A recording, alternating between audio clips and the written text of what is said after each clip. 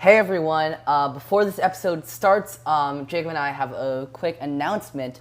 We have a subreddit now. Yes, we do.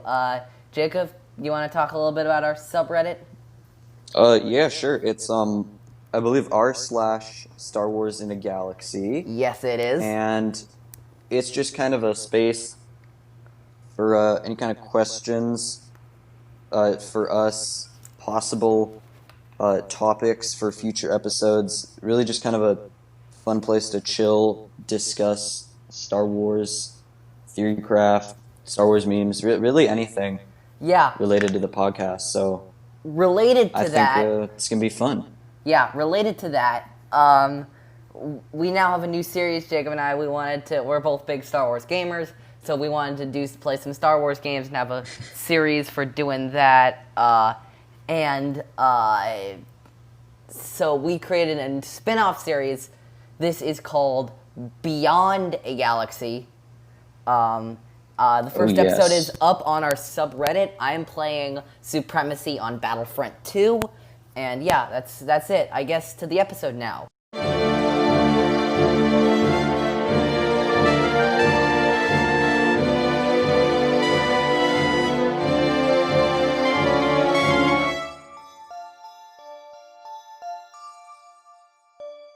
Hello there.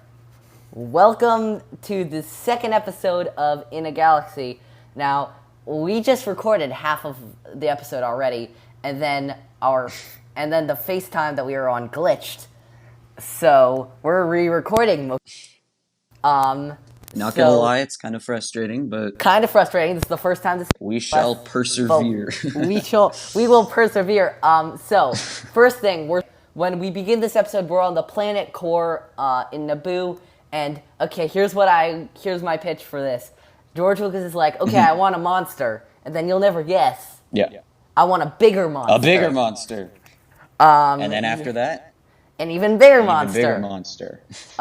That's a lot of the things it. with this movie is like it's a lot of spectacle and not a lot of explanation. So yeah. And then we got the Federation fleet coming down on Naboo, and the view of Theed from above reminds me of the first footage we got from Battlefront II. And let me just say, while we have the chance, R.I.P. Battlefront II. Rip Battlefront 2. Yeah, Rip Battlefront 2. We had a conversation about EA's contract with Lucasfilm, and that expires in 2023, I believe. 2023, and so Okay, got the year right. Yeah, we don't think that no one really thinks that Disney's going to want to renew the contract. So it's. I mean, they may. They may, but probably they may not as well. Also, we have a little bit of a MacGuffin here in this in the Phantom Menace. A MacGuffin, for those who don't know, is an item or character that drives the plot forward. And this one, So it's kind of like a plot device. It's an epic plot device. It's an epic. Okay. Not like epic, like amazing, but like epic, like long stretching. I see. It is a crazy plot device that usually spans an entire film, and this, for me, feels like the tradie. And also, let me just say one other thing about the people about the Senate. I understand they're corrupt, but like, are they really corrupt enough to ignore the fact that the Trade Federation is like just killing the people of Naboo until their queen signs a treaty? I mean, apparently so. It does. Maybe that's just to prove the point. Like, hey, they are definitely corrupted. For sure. When we were researching this episode earlier, we saw that, believe it or not, there was actually a law made. There was a law that was the taxation of trade routes. It's called Prop 31814D. And in Legends, I'm glad they didn't include that name in the movie. No kidding. We must stop the Senate from passing Prop 831-4 BXYZABC 123 you and me. In Legends it was called BR0371. Hey, that's worse though. That's Worse. worse That's longer. because Burr. Burr. Be- Burr, I'm because so mad about this treaty. so cold, so damn cold. Also, let's just say this: I have a filter. Like I have a filter for blocking out Jar Jar. That filter is really being tested to its limits. You broke the Jar Jar filter today. Broke the Jar Jar filter because he ruins every frame of the movie that he's in. It's ridiculous. Also, we have another meme that we actually skipped over the last time we were recording this. We have the infamous Victory! I love that meme. It's so awesome. funny. That meme is really great. Victory. Also, Oh, yeah. let me ask you something. Qui-Gon Yes. says to Padme, "My feelings tell me that the Federation would destroy you." Yeah. Why would his feelings sense that? What logic is there to the Federation killing Amidala?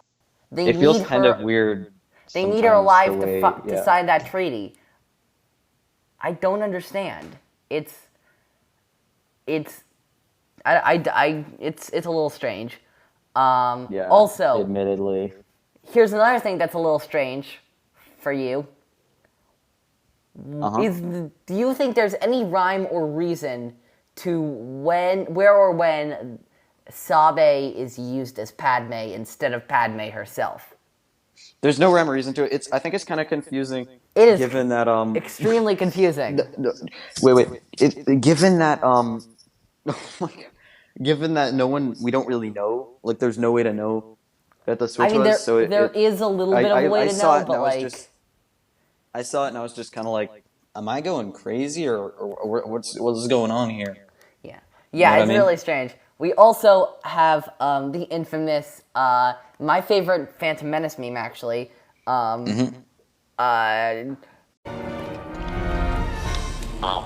I'm ambassador to the Supreme Chancellor. I'm taking these people to Coruscant. Where are you taking them? To Coruscant. Coruscant, that doesn't compute. Wait, you're under arrest. The funniest part is how he pronounced it completely differently Wait, what? each time that he said it. It's like, if I do recall, he said it differently each time, which Interesting. I'm gonna look at that in thought was editing. I'm hilarious. definitely gonna look at that in editing. This is a reminder to future Eli to look at that in editing. all right, we will look at that in editing. Future Eli here. I was smart to mark that in editing. I just took a look back in the clip, and lo and behold, you will see if we play the clip. Supreme Chancellor, I'm taking these people to Coruscant. Coruscant. Where are you taking them? To Coruscant. Coruscant. So Qui-Gon can't keep his pronunciation straight. I can't keep my hearing straight, and Jacob is none the wiser. Well done, Jacob. Yeah. Let's see.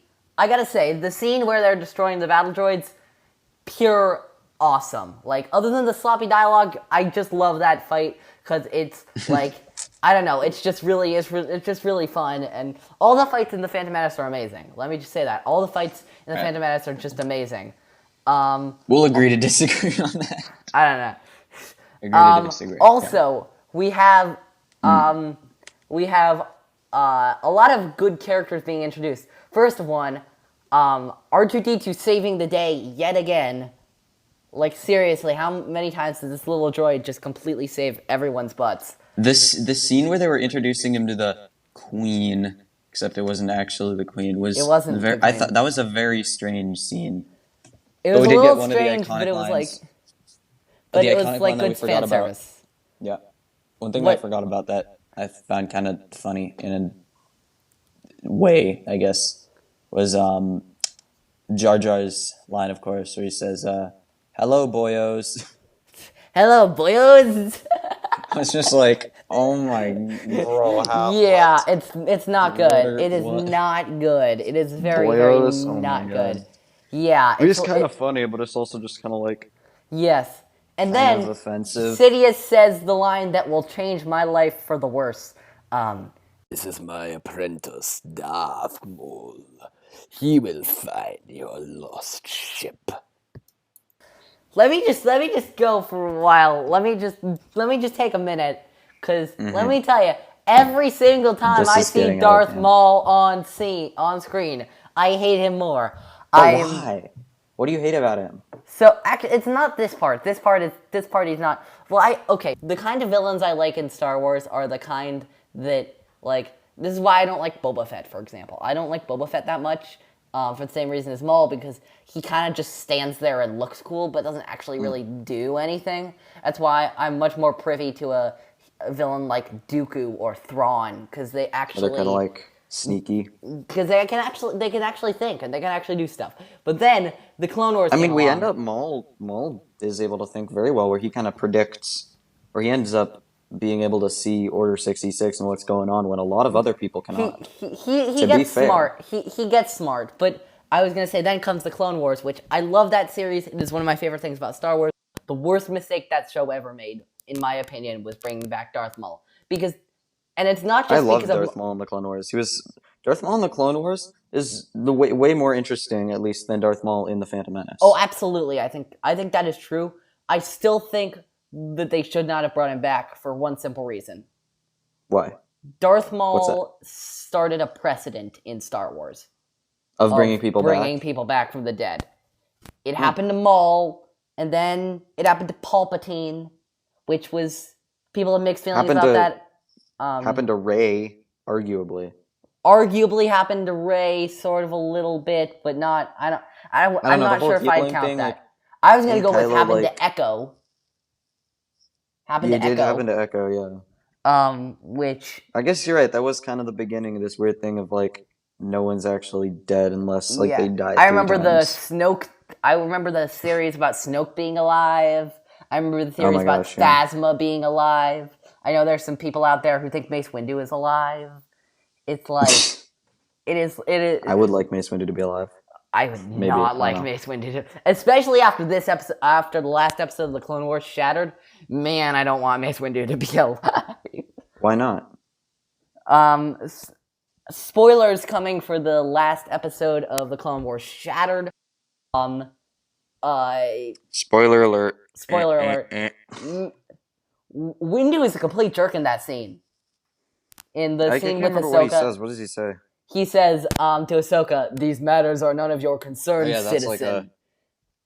that is a little vindictive. It's really I'll give you that. not cool. It's further cemented my dislike of Mace Windu. But yeah. Also, we get another meme. I love this meme too. This is getting out of hand. No, there are 2 of them. Yeah, one of the most legendary memes. One of the most legendary. And I do agree with Gunray on this one. They should never have gotten involved with one Sith, because one Sith, 2 Sith, red Sith, blue Sith. Sith, blue Sith. Yeah. They all come along for the ride. They all come along for that darn ride. Also, I will say this.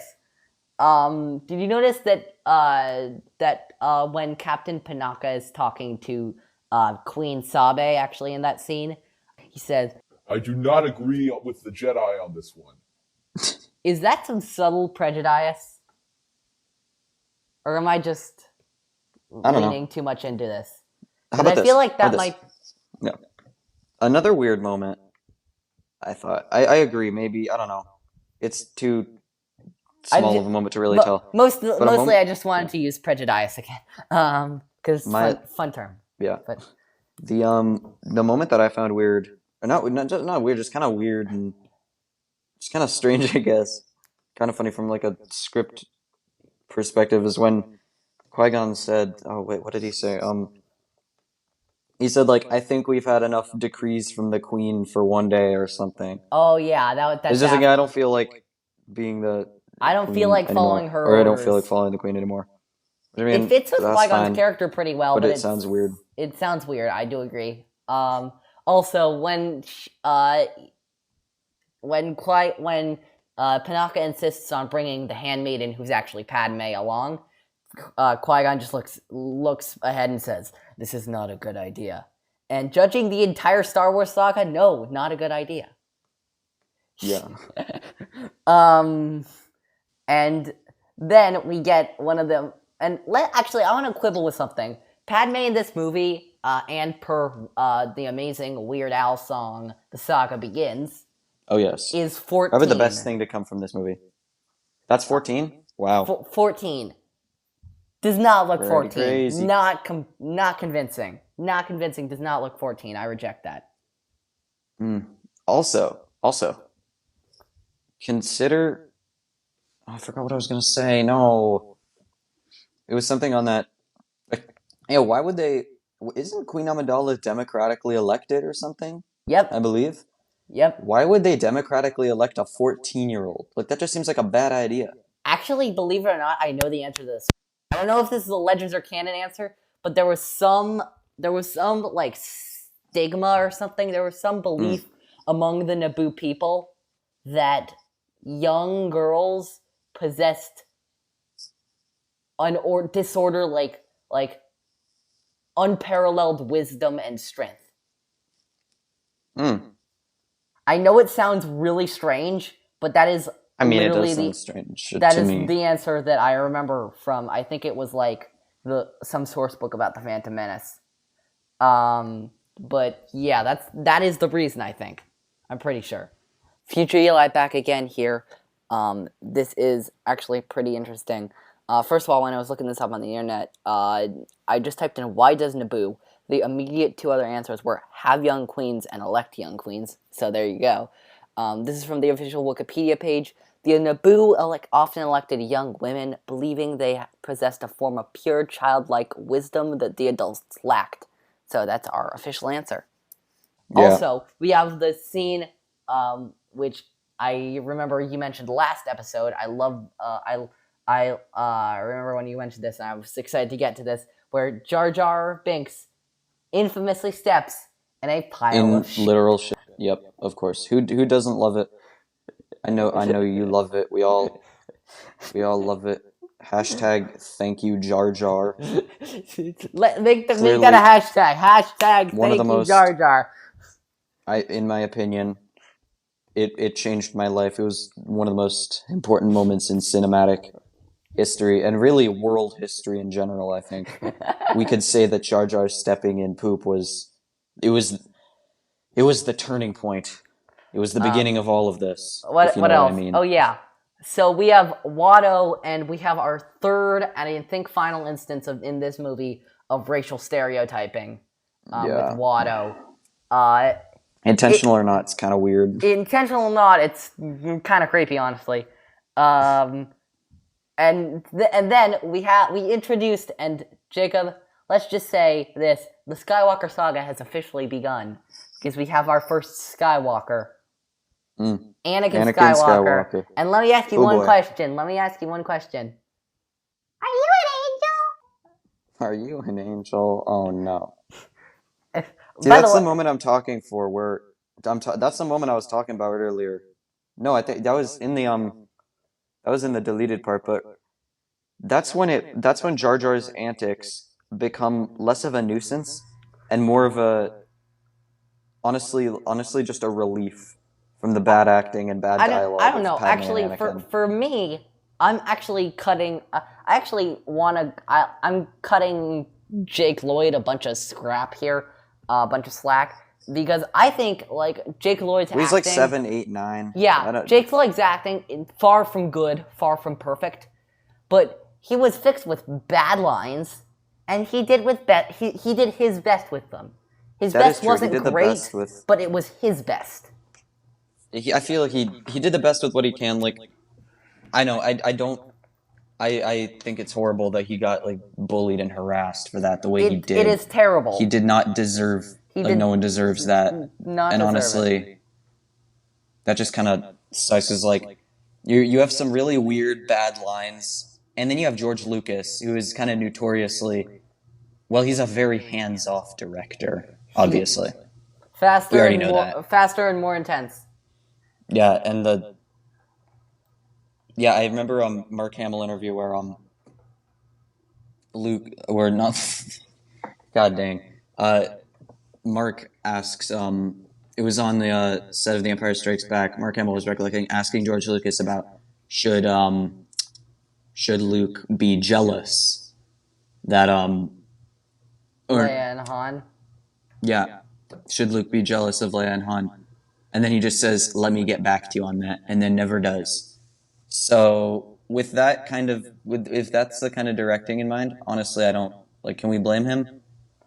Not that Yeah. much, to be honest. Not that much. What was I gonna say?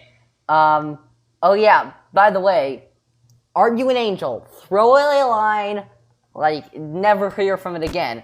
But then it gets picked up by the Clone Wars in its season 1 episode, "Mystery of a Thousand Moons." Oh, Mystery of a Thousand Moons. I just He actually love goes how, to the moons of Viego. That's yes, funny, actually. he goes to the moons of That's Viego funny, and meets angels. Like that is He meets Dave little Filoni gets like 110% credit on that one because that is just that was great. funny. That was just I feel like great. he's kind of trolling George Lucas there a little A bit. little bit, yeah. I do really like that Dave Filoni. Also, let me just say this: my drinks to the world gonna be only money. Oh god. It's another meme. We got another meme here. Also, let's just say this: I hate the fact. I think all species should be subject to Jedi mind trial. Like, I don't think there should be some species that that should be immune to Jedi mind tricks. I think that's stupid. I think it should be strength. I think of it mind. makes it more interesting. But yeah, strength of mind. I mean, it makes it more interesting and raises. I guess it just raises some questions about I guess like the way the different species' brains work. So I find it interesting, but I can see how it seems a little bit cheesy. And the whole like weak-willed, strong-willed thing, honestly, it's really more about like, are you a named character or not? Like, let's be honest. That's what that's what it feels like to me. Yeah. Also, and then Anakin goes, and then we have his line. Yippee! Oh my gosh, the yippee! Oh no. Yeah, it's really. I forgot about the yippee. Yeah. That was quite something. My goodness. Quite something. Then we're seeing like the local life of Mos Espa, and we see Sebulba. Let me tell you, I think Sebulba was a completely unnecessary character. I don't think Sebulba needed to be in the Phantom Menace. You don't think so? No, I don't. I think No. I think there should have just like. I don't think Anakin needed a rival in the pod race. I think if they just had like the fact that he's the first human to ever be seen regularly like racing pods. I feel like that might make some people mad already, or like I don't know. I don't know. It just feels very. It feels very like, why do you need Sebulba in there? Yeah. Okay. That's just me. Also, there's another Easter egg. This is what I love about the old Legends Expanded Universe. We have this black-haired guy wearing some paint in the background, not significant at all. But then the EU goes and makes him into a Jedi. Named, Yeah. and you know who I'm going with, Quinlan Voss. Quinlan Voss. And he course. becomes so crazy popular from the Republic comics and Legends that Lucas adds him as a line in Revenge of the Sith. Master Voss has just gotten back from boss pity. Yeah, I know. There seems to be the problem of like referencing it just a crap ton of things that weren't in the film, but just credit to the that's EU just for par that for one. that's just par for the course at this point. Yeah. Credit to the totally, EU. totally. Also, we get actually I wanted to ask you this. Anakin and Shmi's house Their house. Yeah. seems quite nice for a slave's house. Yeah. I mean, I guess I don't really have anything to I don't know say that. about that. That's all. The It's a first house. time I watched that, maybe housing's super cheap on Tatooine. Who knows? maybe I don't know. It just seems a little strange. It seemed a little strange to me when I watched Phantom Menace for the first time that supposed slaves were getting that. I mean, Watto was said to be a kind master, but, still. Let's see. Also, so Anakin, we go inside with Anakin, and Anakin unveils his newest creation, C-3PO. And I just want to say the scene of R2 and 3PO meeting for the first time. I love that scene. I just love that scene. You agree? Yeah. I don't know. I find that scene so charming, and I don't know. That's Anthony Daniels is back again as 3PO and all of that. Mm-hmm. I don't know. The final thing that we saw. You must contact me. He's acting like he's clenching his teeth or something. I don't know. It's so strange. It feels kind of epitomizes the wooden acting. It's just like, you must contact me. Like, yeah, okay, absolutely. I don't know. That line reminds me of how it should have ended from the Phantom Menace. Do you remember that? It was. Plus, we have so much evidence and eyewitnesses, 2 of which were Jedi. I assure you, what the Queen says is true. Well, holy crap, guys! Send aid now. Yeah. I love that so much. But I think that wraps it up for this episode. I think Jacob and I are both a little worn out because we've now recorded this episode twice. Thanks so much if you're tuning in. Thanks so much for tuning in. Follow us on Anchor, Spotify, Apple Podcasts, Breaker, Radio Public, Google Podcasts. Oh my God. I don't know how I get these in my head. But also, leave comments for us in our comment section. That's in a link of a 40-second podcast I did about a couple days ago. Make sure to subscribe to our subreddit now. Watch Beyond a Galaxy, which Jacob and I will be publishing. There will be 2 a month, 1 from Jacob and 1 from myself. And I guess we'll see you guys later next week. We will be watching 40 to 60 minutes of the Phantom Menace. And may the Force be with you. Always.